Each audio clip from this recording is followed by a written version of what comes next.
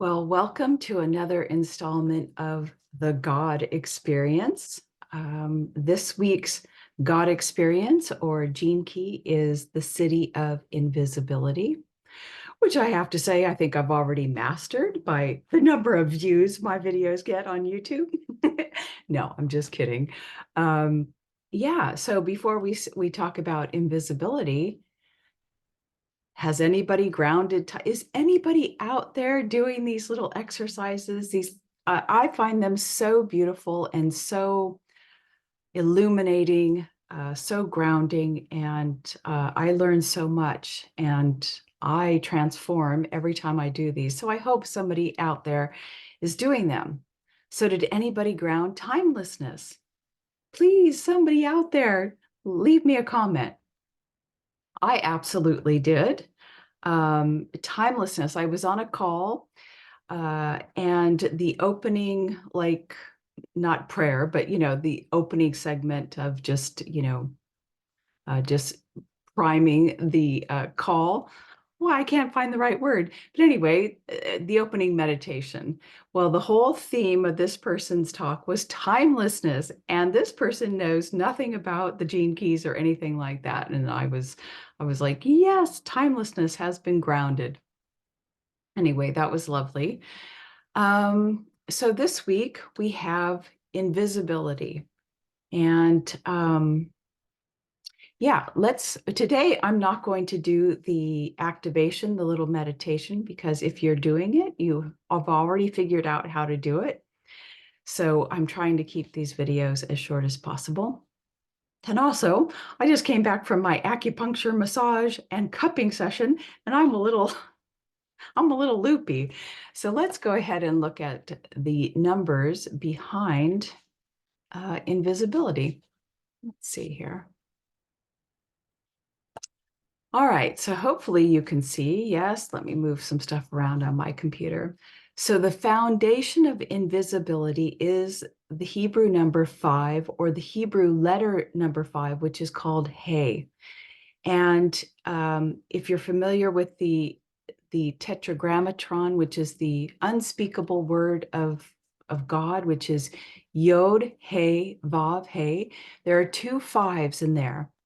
And the first five is the unmanifest consciousness. And this is really the first five, or hey, in the word that creates the word God, is the unmanifest five, and it represents the highest realization or illumination into God or cosmic consciousness.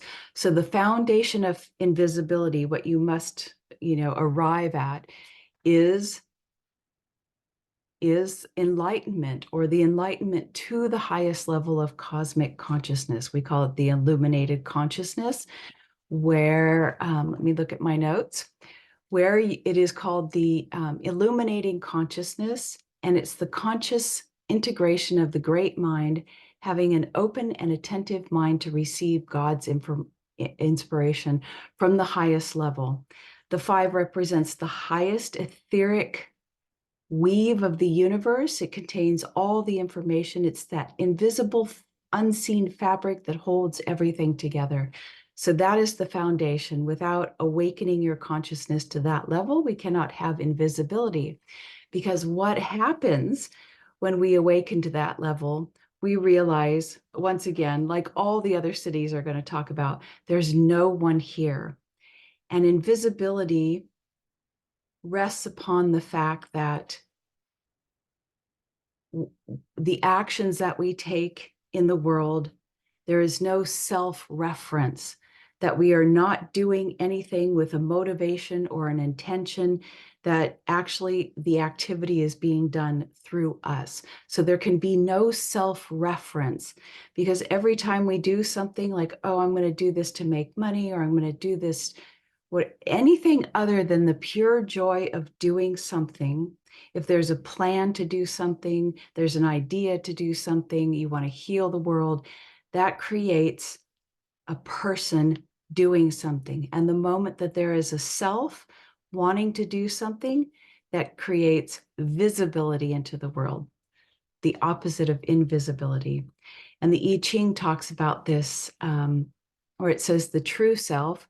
And we would say this is beyond soul, the truest of your truest selves, acts without forethought or intention. And that is the whole meaning of invisibility, that our actions are springing forth without a forethought before it.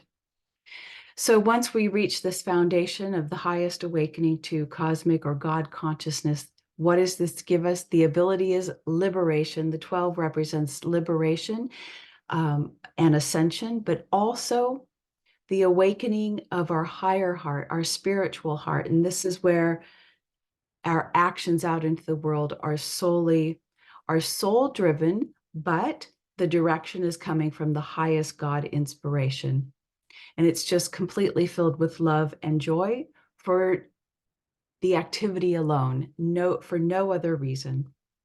And what happens then is, remember I mentioned that there were 2 5s in the word of God, Yod He, Vav He, and the second 5 in the name of God represents the manifested version of God, manifestations that when we're working through our higher heart, number 12, it comes down and turns into an 8.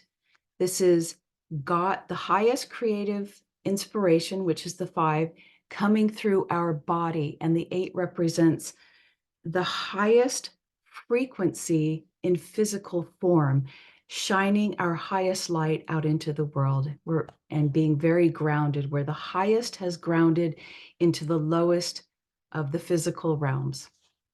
Okay, so that is invisibility.